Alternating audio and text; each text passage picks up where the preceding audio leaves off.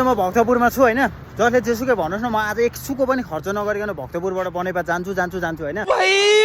मैले चाहिँ अब कसैले लिफ्ट माग्दाखेरि चाहिँ मैले लिफ्ट दिएर चढाएर लिएर जान्छु कि होइन। तर आज म लिफ्ट माग्छु होइन।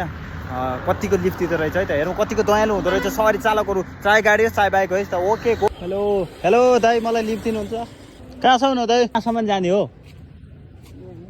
यो लिफ्ट दिनुहुन्छ मलाई? कैसा लगा मेरा मजाक? अब चाहिँ रोक्छु है त म। हेलो दाइ, लिफ्ट दिनु न यार, धुलोले पुरै बिजोग भइसक्यो यार, रोक्दैन। हेलो दाइ, लिफ्ट दिनु न, लिफ्ट। कस्तो निर्दयीहरू रहेछ यार त। बनेको छ न दाइ होइन, धेरै त भन्दिनँ, 15 जति रोक्यो होला। कुनैले नि बालै दिएन क्या, बालै फरक। ब्रदरले रोक्नु भयो त होइन, बनेपासम्म जान खोजेँ म, पैसा भने क्या गाडीले लैजाउँ भनेको। गइदिनु न दाइ, बनेको पठाउ चाहियो अरे, पैसा 200 रुपियाँ रे दाइ, बनेपासम्म लैदिनु न।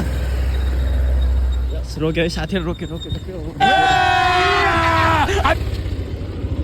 धन्यवाद दाइ। आज चाहिँ म यसो फ्रीमा राइड गरेर बनेपा जाउँ न त भनेर बाइकहरू रोकेको के दाइ। 15-20 जनामा एकजना चाहिँ राम्रो मान्छे नि हुँदो रहेछ भन्ने प्रुफ देखाउनु होइन। हुन्छ, धेरै धन्यवाद। हजुरको नाम चाहिँ के हो? वीरबहादुर। ए वीरबहादुर, हस् ल, धन्यवाद ल, गड ब्लेस यु, शुभयात्रा है त। हस् भाइ। झन्डै 1 घन्टाको बादमा चाहिँ मलाई लिफ्ट दिएको थियो। 15-20 जनामा एकजना राम्रो मान्छे हुने रहेछ भन्ने कुरो प्रुफ होइन। र ल्याङकुचु भक्तपुरबाट बनेपा फ्रीमा आयो होइन। र ल्याङकुचु इन्टरटेनमेन्टलाई सबैले फलो गरिदिनुहोस् है त। फलो युट्युबमा पनि ल्याङकुचु इन्टरटेनमेन्ट सर्च गरेर सब्सक्राइब गरिदिनु ल, सक्नुहुन्छ भने। Okay by.